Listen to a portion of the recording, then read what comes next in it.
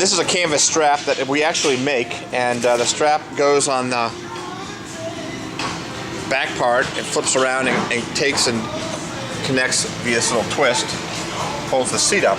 We also have brand new rubber pads or cushions that will, when you flip it down, will sit on the wheel well, and you see it there as well as here. But ultimately, these canvases we manufacture, and we have a big roll of it over here.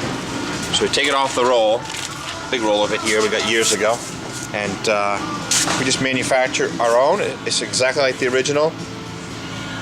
We put on the clips in the end. If I were to flip it over real quick, you can see that Hank's going to cut out a hole and also push it through.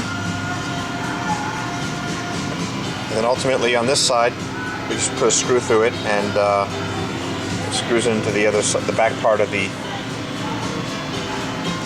jump seat. So it is something that we do custom make in-house.